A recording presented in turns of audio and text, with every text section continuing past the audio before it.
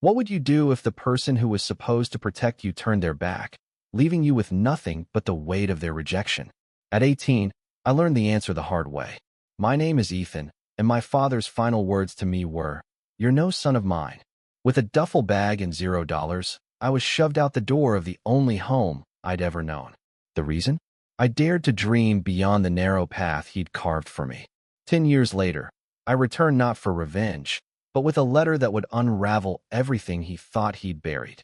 That night, the rain stung my face as I stood outside our old house. It hadn't changed much. Same chipped paint, same creaky porch. But I was different.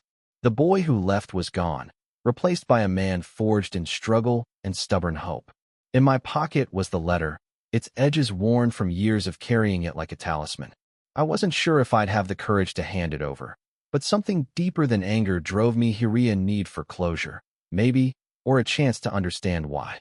Growing up, Dad was a towering figure, all sharp edges and unyielding rules. He was a mechanic, hands stained with grease, heart hardened by a life of disappointments. He wanted me to follow in his footsteps, to take over the family garage. But I wanted more college, a career in writing, a life beyond the oil-stained concrete. When I told him, his face twisted with disgust. "You think you're better than me?" he spat. The next day, I was out. No money, no plan, just the echo of his words and a door slammed shut. The first years were brutal. I slept in shelters, worked odd jobs, dishwasher, delivery boy, anything to survive. Hunger became a familiar ache, but pride kept me from crawling back. In those dark moments, I found the letter. It was tucked inside an old book Dad had thrown into my bag, maybe by accident. It wasn't addressed to me, but to my mother, who died when I was 5. I didn't read it then. I wasn't ready. Instead, I held on to it, a piece of a puzzle I didn't yet understand. Slowly, I built a life.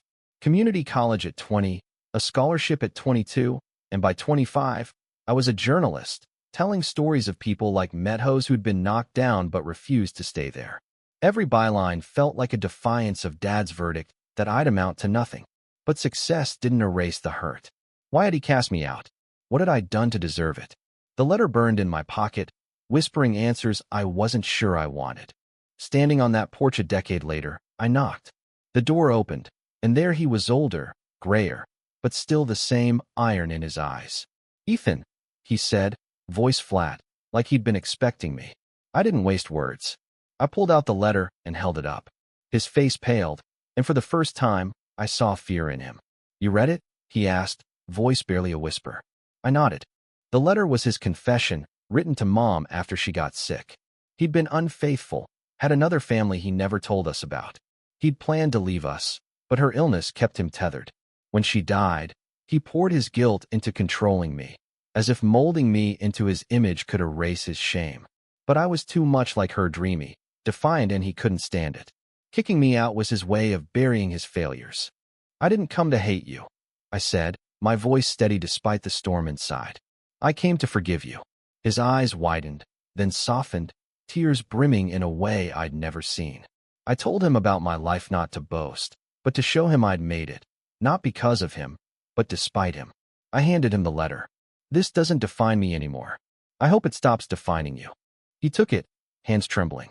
We talked for hours, not as father and son, but as two broken people trying to mend. He apologized, voice cracking, and I felt the weight of a decade lift. Forgiveness didn't erase the pain, but it freed me to move forward.